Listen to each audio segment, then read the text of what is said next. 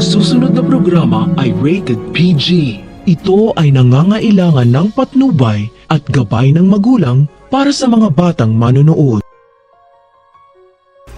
Hindi na kayang itago pa ni Doc Lyndon ang kanyang tunay na nararamdaman para kay Annalyn matapos niya itong regaluhan ng mamahaling kwentas na hugis puso. Ang hindi alam ni Annalyn, ito ang paraan ni Doc Lyndon para ipabatid sa kanya na espesyal sa kanyang puso dahil tuluyan nang nahulog si Doc Lyndon kay Annalyn. Kaya nang sabihin ng mga kaibigan ni Annalyn kung kailan siya lilipat ng Apex. Dahil tatay niya ang may-ari nito, tumutol kaagad si Doc Lyndon dahil ayaw niya lumipat si Annalyn.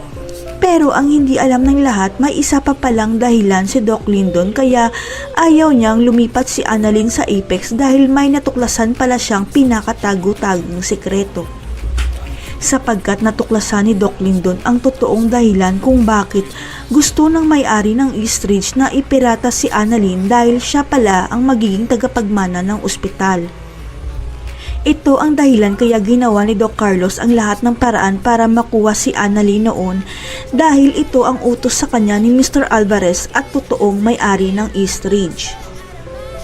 Dahil ang totoong may-ari pala ng East Ridge ay walang iba kundi ang tunay na ina ni Lynette at tunay na lola ni Annalyn at alam ni Doc Carlos ang sikretong ito.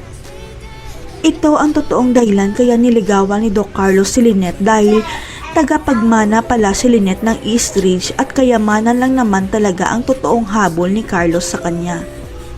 Nalaman na lang ni Doc Lyndon ang katotohanan na si Annalyn pala ang totoong apo ng may-ari ng East Ridge dahil sa ipapagawa ni Mr. Alvarez sa kanya tungkol kay Annalyn.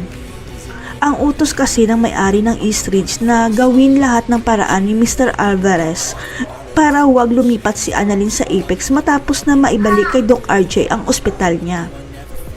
Kaya si Doc Lyndon ang inutusan ni Mr. Alvarez na kumbinsihin si Annalyn sakaling magdesisyon ito na lumipat sa ospital ng tatay niya dahil hindi papayag ang lola niya.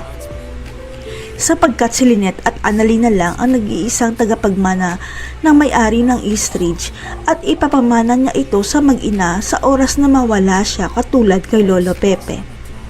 Hindi magtatagal makikilala na ni Annalyn ang tunay niyang lola na may-ari pala ng East Ridge at malalaman nila ng nanay niya na hindi pala totoong namatay ang nanay ni Lynette.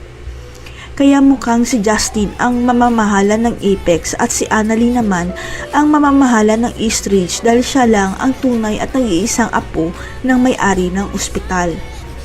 Hindi na kaya lilipat si Annalyn sa Apex dahil siya ang magmamana ng East Ridge.